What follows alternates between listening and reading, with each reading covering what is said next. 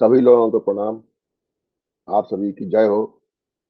स्वास्थ्य अच्छा रहे, आप सपरिवार सुरक्षित रहे और जीवन मौज से आनंद से टनाटन गुजारते रहे। वैसे जो जो बातें कहने जा रहा हूँ वो रंग ढंग नहीं है, लेकिन बहुत लोगों को अगर लीक से हट कर कुछ कहा जाए तो वो रंग ढंग लगता है।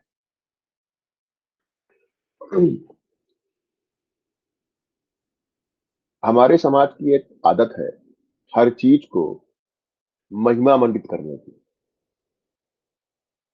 बहुत ज्यादा अतिरेक के साथ में महिमा। कोई स्त्री पुरुष है, आपस में संभोग करते हैं और उनसे संतानें पैदा हो जाती हैं। तो अब माता को धरती, पिता को आसमान बताना शुरू कर देंगे, महान बताना शुरू कर देंगे दोनों को। उसी तरह शिक्षक को भी महान बताते हैं।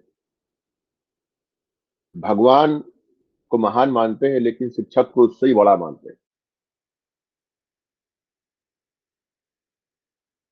अब प्रश्न ये खड़ा होता है कि हम अपने समाज में हर चीज को महान बता देते हैं, भगवान बता देते हैं, विशिष्ट बता देते हैं। हर स्त्री पुरुष जो विवाह करता है या आपस में बिना विवाह के भी संभोग करके संतान उत्पत्ति की इच्छा रखता है। बहुत ऐसे पुरुष हैं जिनकी अपनी सहपत्नियां भी हैं, है ना, जिनको वो छुपा कर रखते हैं, उनसे भी उनकी संतानें रहती हैं। बहुत ऐसी महिलाएं हैं जो अपने पति के अतिरिक्त किसी और पुरुष के साथ में संबंध रखकर अपने उनसे संतानें रखती हैं। बताती नहीं है, पुरुष बताता नहीं है, स्त्री बताती नहीं, लेकिन ऐसी ही घटनाएं होती हैं। तो ये सभी महानता है। अब सवाल ये खड़ा होता है कि हर स्त्री पुरुष जो माता पिता बन सकता है या बनता है, सभी महान है, क्योंकि केवल माता पिता बनना ही, शारीरिक रूप से माता पिता बनना ही महानता है। तो सभी महान हो गए। तो सवाल ये खड़ा होता है कि फिर समाज में इतनी ढेर सारी कुरीतियां, ऋणात्मकताएं, शोषण, बर्बरता, नीचता, ये सब चीजें क्यों भरी हुई हैं कूट कूट। सभी महान है। इसलिए ऐसे ही शिक्षकों के लिए आता है। अब शिक्षक क्या है? बहुत ऐसे लोग हैं जिन्होंने सपने कुछ और पाले थे। उनके माता पिता ने उनके लिए सपने कुछ और पाले थे, लेकिन उन सपनों को नहीं प्राप्त कर पाते हैं, उन तक नहीं पहुंच पाते हैं। जिन नौकरियों के सपने देखते हैं उन सपनों तक नहीं पहुंच पाते हैं। तब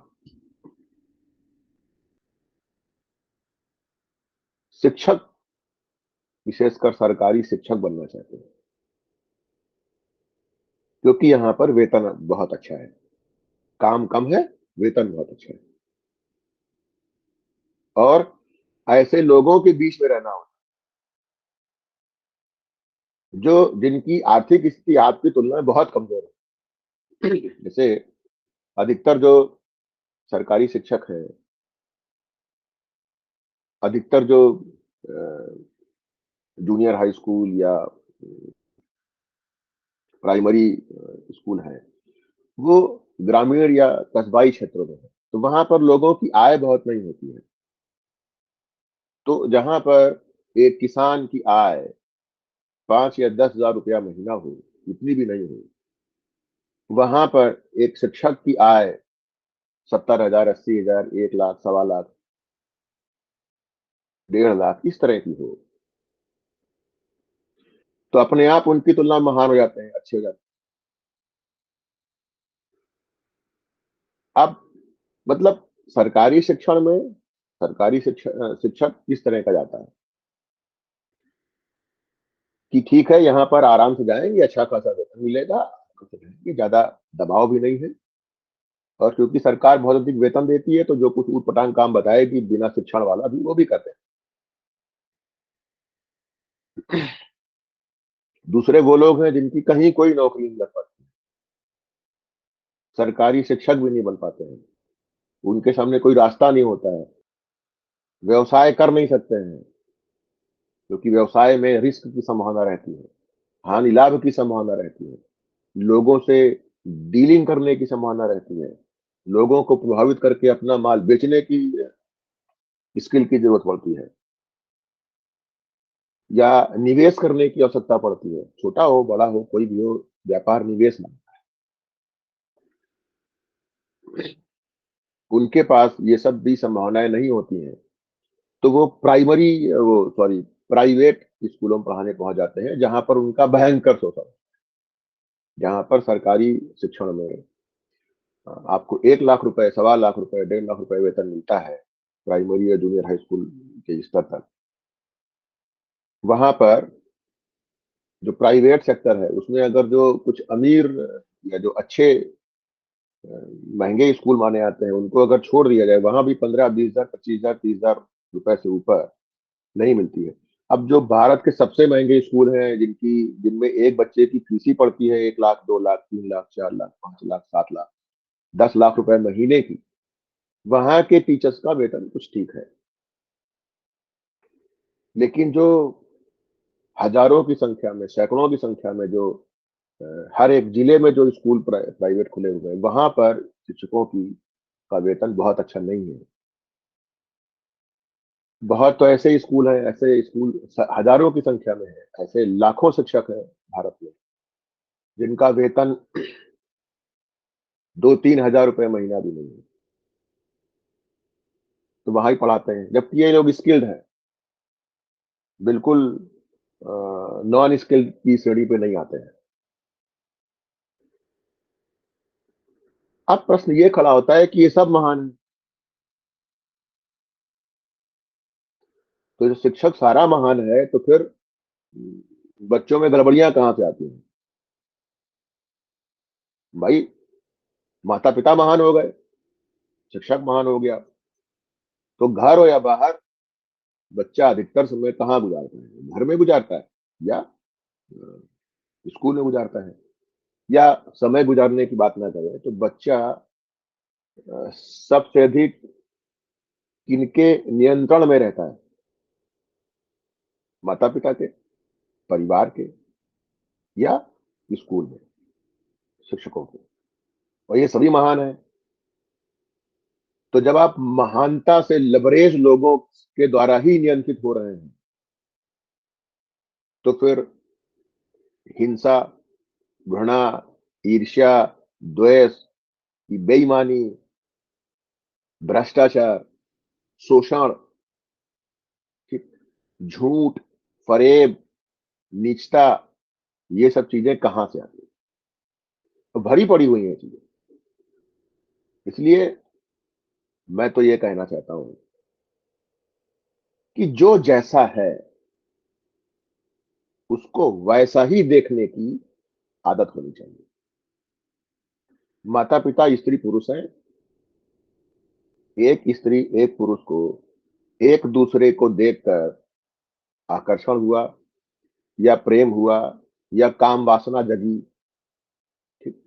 जिसके कारण दोनों शारीरिक संपर्क में आते हैं और उसमें अगर कुछ तौर तरीकों का प्रयोग ना किया जाए, तो यदि स्त्री-पुरुष में कोई अ, बायोलॉजिकल गड़बड़ी नहीं है,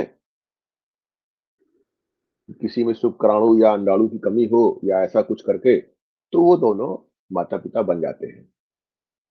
तो इस माता-पिता बनने की प्रक्रिया में कोई खास योगदान माता-पिता का नहीं होता।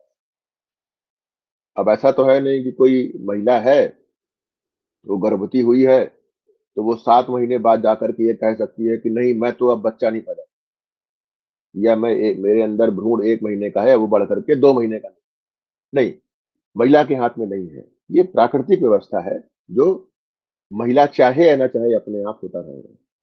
हाँ, जितनी भी आवश्यक तत्वों की ज़रूरत है एक बच्चे को पैदा होने के लिए, अगर वो आवश्यक तत्व उस महिला के शरीर के अंदर नहीं है, तो बच्चा विकलांग पैदा हो सकता है, समय के पहले पैदा हो सकता है, अब पूरी तरह से विकसित न हुआ भी पैदा हो सकता है या मरा हुआ ही पैदा हो सकता है। ये सारा कुछ प्रकृति के का जो विज्ञान है, प्रकृति की जो व्यवस्था है, उस पर निर्भर करता है।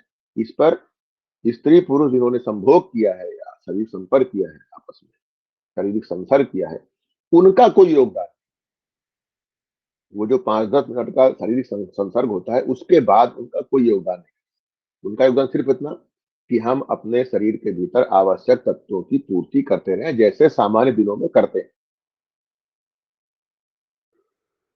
भाई सामान्य दिनों में हम अपने शरीर की ज़्यादा देखभाल नहीं करते, लेकिन जब गर्भावस्था होती है, तो हमें सिर्फ अपने शरीर को उतनी ही देखभाल करनी होती है, जितनी हमें शरीर को देखभाल करना चाहिए, थोड़ी-सी अतिरिक्त। लेकिन अधिकतर जो भारत में बच्चे होते हैं, जो माता-पिता होते हैं, वो इतना भी नहीं करते। वो जो रूटीन जी रहे होते हैं, जो पैसे वाले लोग हैं, वो भले ही थोड़ी देखभाल कर लें अपनी, बाकी जो रूटीन वाले लोग हैं, वो रूटीन में ही ज़िंदगी जीते रहते हैं। यहाँ पर मैं ये कहना चाहता हूँ कि हम बच्चों की के जन्म और उनकी परवरिश के प्रति बहुत असंवेदनशील या रूटीन पे चलने वाले लोग, हम कुछ बहुत विशेष नहीं करते हैं।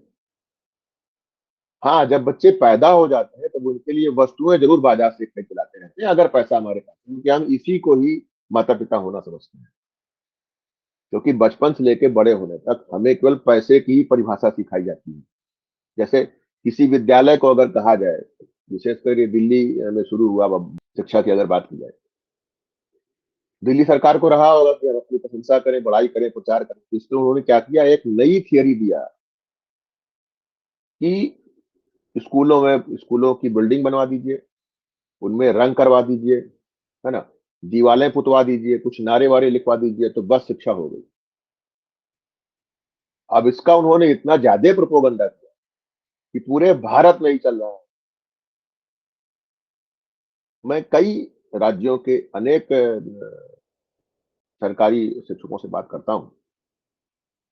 उनमें से बहुत लोग ऐसे आते हैं, जो ये बताते हैं शिक्षा बहुत अच्छी है, तो किसी कमरे पे रंग-रोगन करा दिया या कुछ और करा दिया, कुछ और करा दिया। 3 चीज़ों का, ये तो बेसिक चीज़ें हैं भई। अगर कोई एक स्कूल है, अनाप-शनाप सरकारी ग्रांट है, अनाप-शनाप सरकारी एसेट्स हैं, तो क्या आप अपने बच्चों को एक ढंग का भवन, है ना? या उसमें पानी पीने की व्यवस्था या उनके बैठने-उठने की व्यवस्था भी नहीं कर सकते हैं। तो बेसिक चीज़ है। इसका शिक्षक और छात्र के बीच जो शिक्षा का जो मामला है, उससे क्या संबंध? कोई संबंध नहीं है। भई ऑस्ट्रेलिया दुनिया के सबसे अमीर देशों में आता है। मैं कैनबरा में रहता हूँ। हमारा बच्चा है आदि।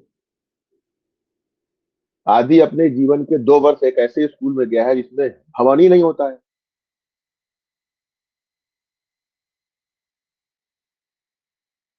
दरी बिछाते हैं, जंगल में जाते हैं, दरी बिछाते हैं और वहाँ पर वो करते हैं, बच्चे कीचड़ में घुस जाते हैं, बगल से जहरीले साँप निकलते हैं, बहुत जहरीली लिजर्ड्स बड़ी-बड़ी निकलती हैं, उनके नज़दीक होके जाते हैं। ऊँचे-ऊँचे पेड़ ज़मीन पर गिरे रहते हैं, कंगारू देखते हैं, चिड़िया देखते हैं, जो बड़ी-बड़ी बहुत कटखनी चींटियाँ होती हैं, वो बच्चों के ऊपर चढ़ जाती हैं, फिर बच्चे उससे निपटते हैं और उस स्कूल में बच्चों के माता-पिता भी जाते हैं साथ में बच्चों के। उस स्कूल में कोई भवन नहीं है, कोई शौचालय नहीं है, कोई कैंपस नहीं है, कोई ब्लैक बोर्ड नहीं है, कोई वहाँ हैंडपंप नहीं है या नल की व्यवस्था नहीं है, कोई शौचालय नहीं है। वहाँ कुछ भी ऐसा नहीं है जो इसे निर्माण कार्य कहा जाए। वहां कोई दीवार है, दीवार पुती भी नहीं है, तो दीवालों के रंग भी नहीं है कि भाई सफेद रंग की है कि नीले रंग की है कि पीले रंग की है। शिक्षा का संबंध इन चीजों से नहीं होता है। हाँ, जिस समाज को, जिन लोगों को शिक्षा के बारे में पता ही नहीं है कि शिक्षा क्या है, वहां पर फिर इन चीजों को सामने ला करके ये दिखाया जाता है कि हम शिक्षा के लिए बहुत काम। भारत को शिक्षा की जरूरत है। भारत के बच्चों को शिक्षा की जरूरत है। भारत के बच्चों के अभिभावकों को शिक्षा की जरूरत है। भारत के बच्चों के शिक्षकों को शिक्षा की जरूरत है। भारत के जो शिक्षा नीति बनाने वाले लोग हैं, उन लोगों को शिक्षा की जरूरत है। भाई पहले समझ तो लीजिए कि शिक्षा कहते किसे। बहुत लोग मेरे संपर्क में आते हैं, वो बताते रहते हैं कि दिल्ली में ये हुआ। मैं उनसे बेसिक सवाल पूछता हूँ, भवन निर्माण, भवन का रंग रोगन, बच्चों के लिए या अभिभावकों के लिए या टीचर्स के लिए पानी पीना, कहाँ पानी पीने जाते हैं, कहाँ शौच करने जाते हैं, कहाँ बैठते हैं। मैंने कहा इन चीजों को हटा दीजिए आप। इसके अलावा मुझे बताइए कि शिक्षा के लिए क्या हो।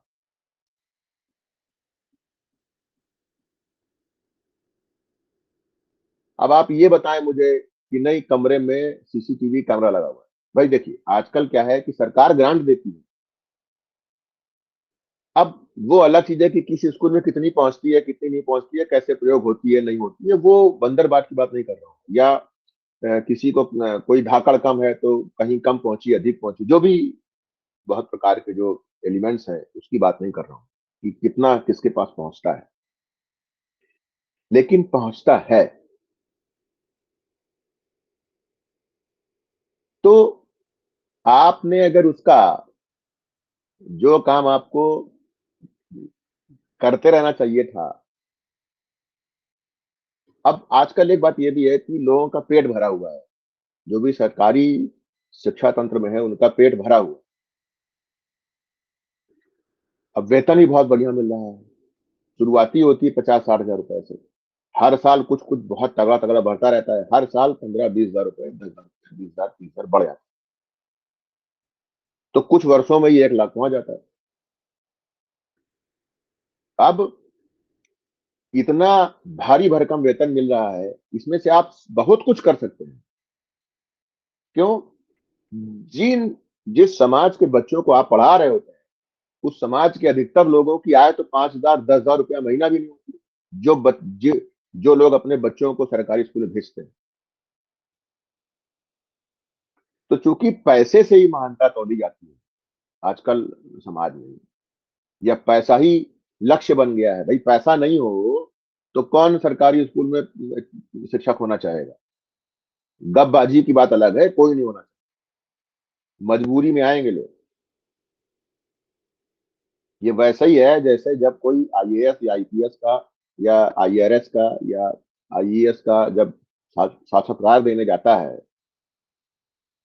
तो बताता है मैं कुर्सी के उस पार जाने के बाद ये करूंगा, वो करूंगा, ऐसा करूंगा, वैसा करूंगा, दुनिया भर का कहानी बताता है। लेकिन मन में एजेंडा कुछ और होता है। मन के भीतर तो जानता है ना, ऊपर से कहता रहता है। तो अब क्या है कि आपका पेट भर गया है, पेट भरा हुआ है, दूसरों की तुलना में ज्यादा भरा हुआ है।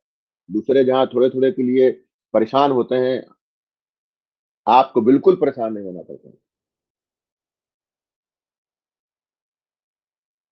अब तो अब आपको ये लगता है कि कुछ महान भी हो लिया जाए, कुछ ऐसा लगे कि हमने महान काम किया है, तो थोड़ा बहुत जितने आपको लगता है कि इसको शिक्षा कहते हैं, उतना आप कर लेते हैं रूटीन पे। भाई कहीं हुआ है तो उसको कॉपी कर, अपना खुद का कुछ नया नहीं करते। अब भाई अपना खुद का अगर कुछ मौलिक आप इनोवेशन कर रहे हैं, स्वागत है। वो आप वो भी नहीं कर रहे। आप जो कहीं हो चुका है, जो थोड़ा जिसकी जिसको थोड़ा सा मतलब वाहवाही मिल गई है, भले ही वो कूड़ा काम हो, अच्छा काम, उससे कोई मतलब नहीं, उसको थोड़ी वाहवाही मिल गई है, उसके प्रति आपका आकर्षण बनता है और आप उसको अपने यहाँ पर करना चाहते हैं, यदि आपका उसमें कुछ व्यक्तिगत बहुत सारा नुकसान नहीं है तो। बहुत ऐसे भी शिक्षक हैं, वो बताते हैं कि हमने ये किया, वो किया। अच्छा, आप ये बताइए, आपको ढेर सारा वेतन मिल रहा है और आप उसी समाज के बीच में रह रहे हैं जहां पर आपसे 1/10 वेतन वाले भी, आपसे 1/10 या 1/5 आय वाले लोग भी जीवन जी रहे हैं। वो भी सब्जी दाल चावल रोटी खा रहे हैं, आप भी खा रहे हैं। तो अगर वो सरवाइव कर सकते हैं तो आप तो उनसे बहुत बेहतर सरवाइव कर सकते हैं, क्योंकि आपके लिए दाम तो अलग है नहीं।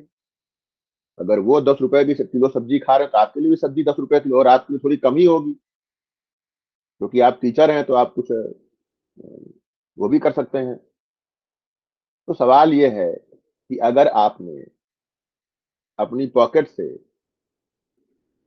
अपना नाम बढ़ाने के लिए, अपना वो करने के लिए, अपने मन के भीतर भी, या बाहर नाम नहीं बढ़ाना तो अपने मन के भीतर भी कुछ देर के लिए संतुष्टि का भ्रम पालने के लिए कि हमने बहुत महान काम किया है, अगर आप थोड़ा सा रकम खर्च भी कर दो, वो भी ऐसी रकम नहीं खर्च करते हैं आपकी जो है कि आप कोई मतलब अपनी इच्छाओं को मार करके, अपनी इच्छाओं को सैक्रिफाइस करके, अपनी व्यक्तिगत जरूरतों को सैक्रिफाइस करके आप वहां अपना संसाधन लगा रहे हैं, ऐसा तो है नहीं।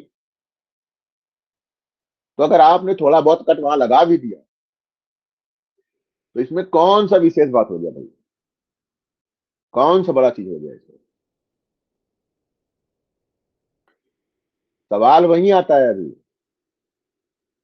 कि शिक्षक के तौर पर क्या वास्तव में आपको शिक्षा की समझ है या नहीं है?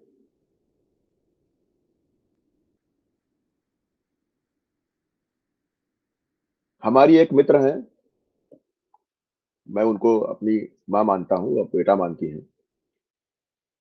भारत के जो सबसे अमीर औद्योगिक समूह हैं, उनमें से एक औद्योगिक समूह उनका है। बहुत अच्छे रिश्ते हैं मेरे उनके। हम लोगों ने कई योजनाएं बनाई कि भारत के लिए अच्छे स्कूलों की श्रृंखला खोली जाए। तो योजना थी कि कई कई सौ करोड़ रुपए के एक स्कूल खोला जाए, ऐसा बनाया जाए। कुछ प्रयास हुए भी, कई सौ करोड़ रुपए की अचल अचल संपत्तियों का प्रयोग भी हुआ, इस्तेमाल भी हुआ। फिर चीजें बहुत जैसे हम लोग चाहते थे वैसी चल नहीं पाई, बढ़ नहीं पाई, और मूल्यों में समझौता करने से चीजें खड़ी भी नहीं हो पाती, तो चीजें रोक दी गई। फिर भी राजस्थान में उनके परिवार की एक बहुत पुरानी हवेली पड़ी हुई, करोड़ों रुपए की संपत्ति होगी। तो उस हवेली को उन्होंने, उसमें काफी पैसा लगा करके उसका कायाकल्प कराया, और वहां पर एक शिक्षकों को प्रशिक्षण देने के लिए एक केंद्र खोला, जिसमें गैर सरकारी स्कूल के शिक्षक आते थे। भाई सरकारी शिक्षक आएंगे ही नहीं, क्योंकि उनको इतना वेतन मिल रहा है, और उनको इस अहंकार से ही फुर्सत नहीं है कि हम बहुत बढ़िया शिक्षक हैं। जैसे भारत में क्या है, अगर किसी को वैज्ञानिक का पद मिल जाए तो वो विज्ञान का ककारा भी नहीं जानता, वो वैज्ञानिक है। अगर किसी को प्रशासनिक अधिकारी का पद मिल जाए तो वो अपने आप को लोक कल्याण का, लोक प्रशासन का विशेषज्ञ मान लेता है। अगर किसी को राजनयिक विभाग से, फॉरेन सर्विस कहते हैं, राजनयिक सेवा में अगर उसको नौकरी मिल जाए तो वो अपने आप को अंतरराष्ट्रीय मामलों का विशेषज्ञ मान लेता है, भले ही उसका ककारा नहीं पता, क्योंकि वो पद है। भारत में आदमी के भीतर क्या विशेषज्ञता है, क्या उसकी योग्यता है, क्या उसकी समझ है, इसका मायने नहीं होता है। ये मान लिया जाता है कि वो अगर किसी पद पर नौकरी पा चुका है तो वो वैसा हो गया है। जबकि उस पद पर पहुंचने के लिए जो रास्ते हैं, जो छन्नियां लगी हुई हैं या जो परीक्षाएं होती हैं, उनका उस पद पर किए जाने वाले काम से सख्त कोई खास लेना नहीं। भाई 2 नंबर कम आए तो आईपीएस, 1 नंबर ज्यादा आया तो आईएएस। आप बताइए, इससे 2-4 नंबर ऊपर नीचे होने से इतना तो जो टीचर कॉपी चेक करता है, उसकी अपनी सोच के आधार पर ही 10, 20, 50 नंबर का ऊपर नीचे हो जाता है। तो जैसे मान लीजिए कि कोई 100 नंबर का एक प्रश्न है, तो उसी तरह के सवाल पर कोई दूसरा टीचर होगा वो 90 नंबर देगा, कोई ऐसा टीचर होगा वो 80 देगा, कोई होगा 95 देगा, कोई कहेगा ये तो बहुत ही बेकार है 85 देगा, कोई कहेगा तो बहुत अच्छा है 100 दे देगा। तो एक ही विषय है, एक ही छात्र है, अगर अलग अलग टीचर है, अलग अलग शिक्षक हैं, तो वो अलग अलग नंबर देंगे, क्योंकि उसमें उनकी अपनी समझ, अपनी सोच, अपना परसेप्शन भी उसमें जुड़ा हुआ है। तो इस तरह की परीक्षाओं का कोई मायने नहीं होता।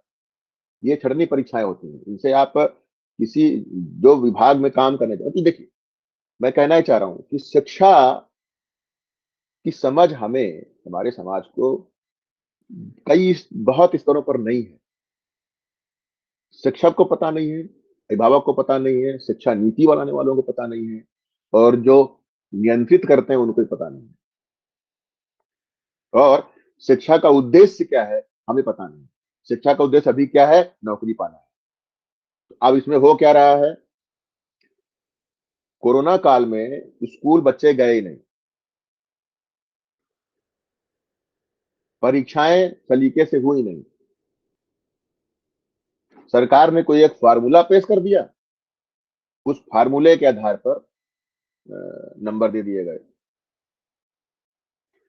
अब मजेदार बात यह है कि अगर अभिभावक वास्तव में चाहते हैं कि शिक्षक उनके बच्चों को मिलनी चाहिए, तो उनको तो इस प्रकार के फार्मूला आधारित जो नंबर मिले हैं बच्चों को, उसका विरोध करना चाहिए था। लेकिन वो खुश हैं, क्यों? उनको इससे मतलब नहीं है कि शिक्षा कैसी है कैसा नहीं, उनको इससे मतलब है कि नंबर कितने आए। तो फेसबुक में अंबार लगा रहा है कुछ समय तक, कोई बता रहा है 100% हमारे बच्चे के आए, कोई बता रहा है कि 99% आए, कोई बता रहा है 98% आए, कोई बता रहा है 97% आए, कोई बता रहा है 95% आए, कोई बता रहा है 90% आए। अरे भाई, जब परीक्षा हुई ही नहीं सलीके से, तो क्या फर्क पड़ता है किसको कितने आए कितने नहीं आए? और बहुत बच्चे ऐसे हैं, अधिकतर बच्चे ऐसे होते हैं जो बोर्ड में बहुत अधिक मेहनत करते हैं। अभी के जो फार्मूला है उनमें जो आपका जो स्कूल है उसके जो टीचर्स हैं उनके ऊपर निर्भर करता है। तो कोई शिक्षक किसी छात्र के ऊपर नाराज हो सकता है, खुन्नस खा सकता है, नंबर कम अधिक कर सकता है, ये सामान्य बातें हैं। देखिए, इतना शिक्षक ईमानदार नहीं होता है, होता तो देश की हालत ये नहीं होती, बहुत अच्छा होता, अलग दिशा में चल रहा होता, प्रशासन में अच्छे लोग पहुंच रहे होते, ऐसे भ्रष्ट लोग नहीं पहुंचे होते। जो राजनेता लोग हैं ये भी पढ़े लिखे हैं, अनपढ़ नहीं है। कुछ एक को छोड़ दिए, सारे के सारे आपको पोस्ट ग्रेजुएट मिले। ये सब पुरानी बातें हैं कि नेता पढ़ा नहीं होता है, पढ़े लिखे होते हैं नेता। अगर आप बीए करके आईएएस बन सकते हैं, तो विधायक सांसद भी बीए करके आता है, एमए करके आता है, आप सभी पढ़ा लिखा होता है। दो दो तीन तीन भी वाले मौजूद हैं, पुराने लोग मौजूद हैं, पढ़े लिखे आते हैं। तो नेता भ्रष्ट नहीं होते, अच्छी पॉलिसी बना रहे होते, प्रशासनिक अधिकारी लोग भ्रष्ट नहीं होते, काम कर रहे होते ढंग से, अच्छी सलाहें दे रहे होते, लोगों के प्रति जिम्मेदारी महसूस कर रहे होते। इसका मतलब है कि झोल है, और बहुत बड़ा झोल है। तो हमारी हमारे अंदर भी, अभिभावकों के अंदर भी क्या फीलिंग है? बच्चा शिक्षा पा रहा है, नहीं, उससे कोई मतलब नहीं। नंबर अधिक अच्छे मिल गए, क्योंकि जो सावंती प्रवृत्ति है, दूसरों से श्रेष्ठ दिखने की, दूसरों को अपने से कमतर मानने की, जो ये भीतर जो नफरत, हिंसा और खुन्नस जीने की जो भावना है, वो कहाँ तुष्ट होगी? और ये हमको हमारी शिक्षा बना रही है ऐसा। हमारी शिक्षा में बहुत झोल है। तो मैं तो वही कहना चाहता हूँ, बिल्डिंग कैसी है, उस बिल्डिंग में कुर्सियां कैसी हैं, पंखे कैसे हैं, दीवारें कैसी हैं, लकड़ी की हैं, लोहे की हैं, अल्युमिनियम की हैं, ईंट की हैं, पत्थर की हैं, किस रंग की पुती हैं, लाल हैं, नीली हैं, पीली हैं, हरी हैं,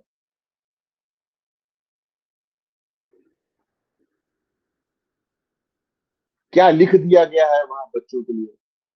अरे भाई पुलिस थाना जाइए, वहां एक बहुत बढ़िया स्लोगन लिखा होता है। कौन प्रयोग करता है भाई इस स्लोगन का?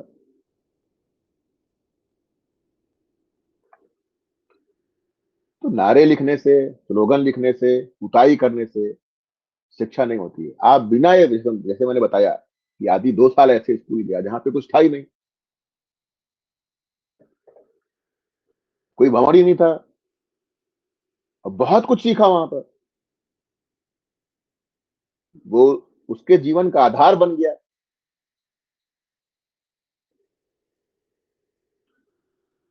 तो शिक्षा एक बिल्कुल अलग चीज होती है।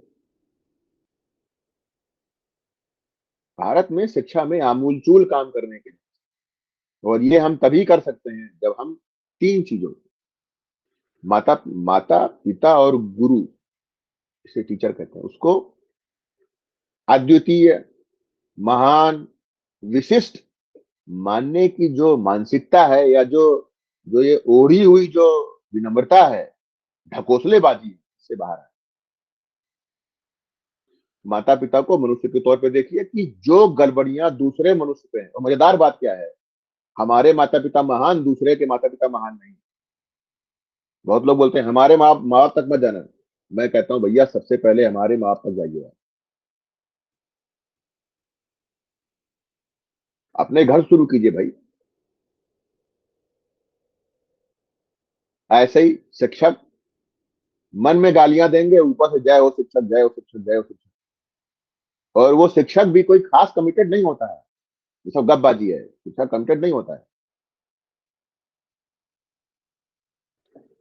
वो अपने से उठकर कभी भी, अपने से बाहर आकर कभी भी छात्रों के लिए कमिटेड नहीं, अगर हो तो वो रात दिन लगाएगा शिक्षा को समझने के लिए।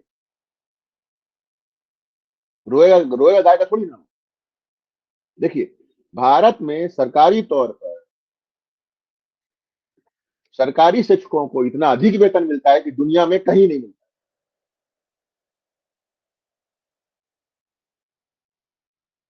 दुनिया के किसी भी देश में जितना भारतीय जो सरकारी जो शिक्षण तंत्र है उसमें जितना वेतन मिलता है, उतना वेतन कहीं नहीं मिलता। भारत में गरीबी रेखा 960 रुपया मानी जाती है।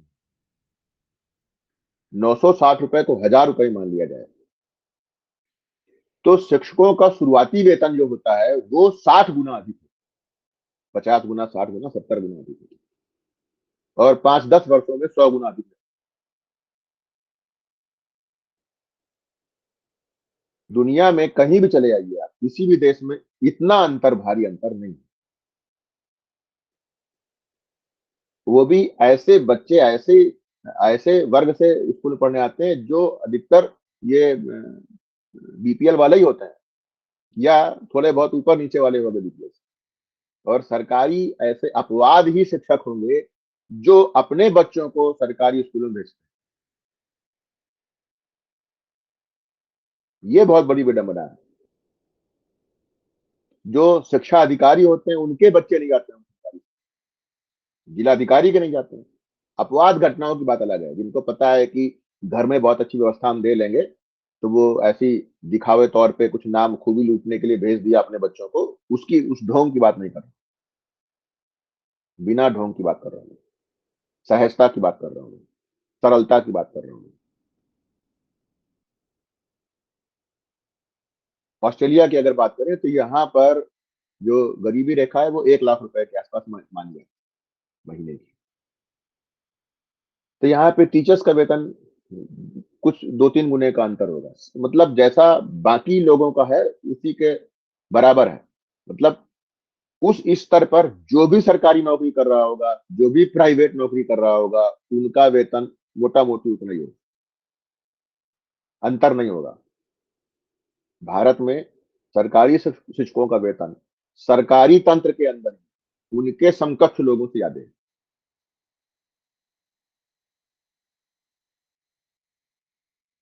मतलब ये है कि भारत में अगर कहा जाए कि सरकार की ओर से सुविधाओं में कोई कमी, बिल्कुल नहीं।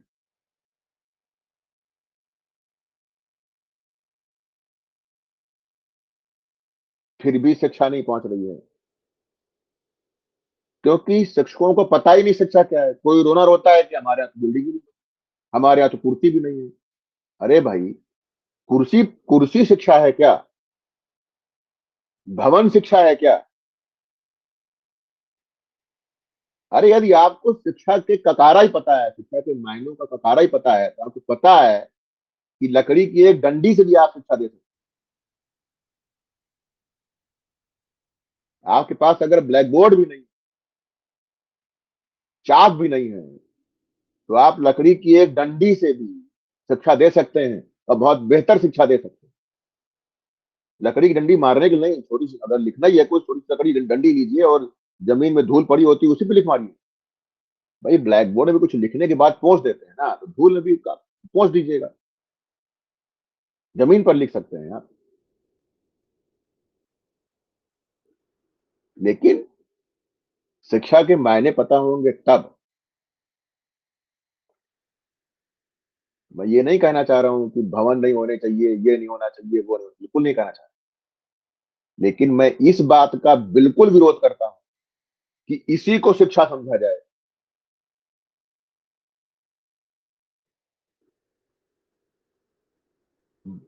भारत देश के अधिकतर लोग दिल्ली के प्रचार प्रसार जो चलता रहता है, खूब खुश रहता है।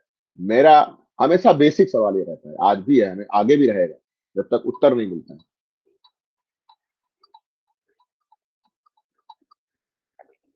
कि भवन निर्माण, ये निर्माण, वो निर्माण, ये इसके अलावा इन सबको हटा दीजिए। जो वास्तविक शिक्षा है उस पर क्या काम है? और हाँ, चलते चलते एक बात और कहूंगा। कोई भी समाज, कोई भी देश शिक्षा शिक्षा पर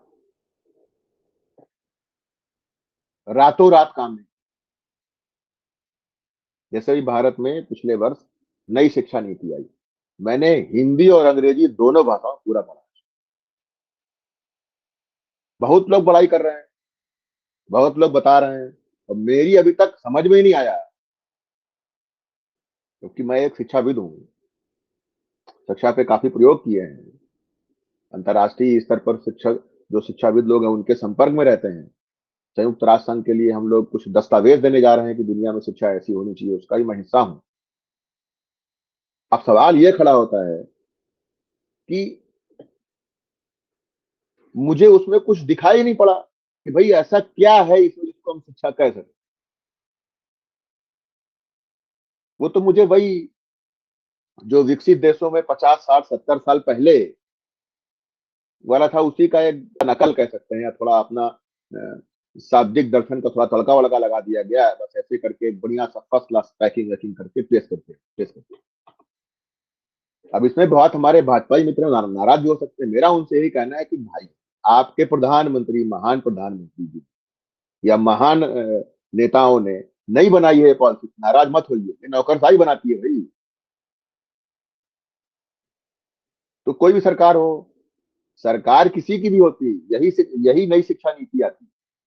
हाँ, जो वो दार्शनिक शब्द हैं, जो तड़का है फिलोसफी का, शाब्दिक पूरी फिलोसफी का, उसमें थोड़ा बहुत अंतर हो सकता है। मूल बात वही रहती, मूल दिशा वही रहती, जो कि नौकरशाही बनाती है। कोई फर्क नहीं पड़ता है कौन प्रधानमंत्री होता, किस पार्टी की सरकार होती, कोई मतलब नहीं।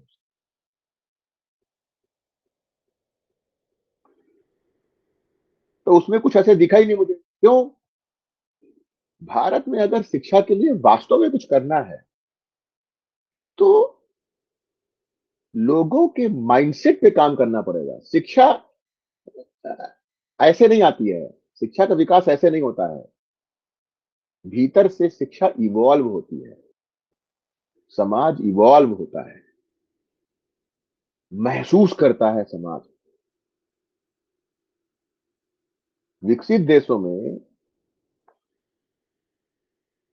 आप कभी रहिए जाकर के 6 महीने, साल भर, बाहर निकलिए, महसूस कीजिए, तब आपको ये महसूस होता है कि यहाँ समाज ही अपने आप में शिक्षक है। बहुत कुछ सिखाते हैं बच्चों को, अनजान बच्चों को सिखाते हैं, अपने व्यवहार सिखाते हैं, गला पकड़ के जबरदस्ती मुंह में ठूस नहीं सिखाते हैं। बच्चे देख कर सीखते हैं, अपने व्यवहार से सिखाते हैं और उनको मुक्त करके सिखाते हैं। यहाँ पर कोई नहीं कहता है कि माँ बाप महान है, कोई नहीं कहता है कि शिक्षक महान है, कोई नहीं कहता कि तुम उनको फॉलो करो। अरे माता पिता शिक्षक कोई भी हो, सब सामान्य श्रेणी के मनुष्य होते हैं। किसी की काम वासना जगी, शरीर संसर्ग किया, बच्चे पैदा हो गए। नौकरी करनी थी तो भाई हम जो है शिक्षक शिक्षक की नौकरी कर लेंगे। तो उस प्रक्रिया में हमने थोड़ी सी पढ़ाई पढ़ ली, कुछ ट्रेनिंग वेनिंग प्राप्त कर ली, शिक्षक बन गए। इसका ये मतलब कतई नहीं है कि हम महान हो जाते हैं। अगर हम महान हो रहे हैं तो फिर जिस सिस्टम ने हमको ट्रेन किया है शिक्षा देने के लिए, शिक्षक बनाने के लिए, वो महान हुआ। क्योंकि तो फैक्ट्री हो गया ना शिक्षकों की। सभी में कमियां होती हैं, सभी में गलतियां होती हैं, सभी में स्वार्थ होता है, सभी में ईर्ष्या द्वेष, ये सब चीजें होती हैं। कोई महान नहीं होता है, सामान्य सहज सामान्य लोग हैं। धन्यवाद ज्ञापन हम कर सकते हैं, क्योंकि उन्होंने हमको कुछ सहारा दिया, उन्होंने हमको कुछ सहयोग दिया। तो जैसे हम घर में भोजन कर रहे होते हैं और कोई हमें एक कटोरी पास करता है, हम उसको धन्यवाद बोलते हैं। ऐसे ही ये कटोरी पास करना जैसा होता है, माता पिता बनना हो या शिक्षक बनना हो, कटोरी पास करना ऐसा है। बहुत लोग करते हैं भाई, जरूरी नहीं है कि शिक्षक का मतलब जो पढ़ाए वही शिक्षक। भारत में जो वैज्ञानिक पदों में काम करते हैं उनको वैज्ञानिक, भले उन्होंने कोई खोज नहीं की हो, उनके अंदर कोई साइंटिफिक एटीट्यूड भी नहीं हो, लेकिन वो वैज्ञानिक है। निदेशक बनते हैं वैज्ञानिक संस्थानों के, जबकि उनके अंदर वैज्ञानिक दृष्टिकोण नहीं होते। यूरोपियन समाज ने क्या किया, स्कूल से निकाले गए, भगाए गए, धुतकारे गए लोगों ने बड़े बड़े आविष्कार कर दिए, भयंकर स्तर के वैज्ञानिक दृष्टिकोण के लोग निकले। ऐसे ही शिक्षक जो है, यूरोप में 300 साल पहले, 400 साल पहले शिक्षा पे ऐसे अभिनव प्रयोग हुए थे जो हमारे देश में आज के आगे के 100 साल में होने की संभावना नहीं है। तो इतने इतने साल वो अंदर अंदर ग्रो करते रहे, और हम गुरुकुल गुरुकुल चिल्लाते हैं, वो भी तो रूटीन सिस्टम ही था।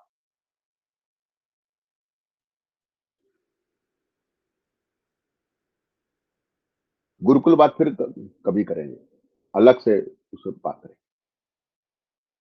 तो मेरा ये कहना है कि शिक्षकों को,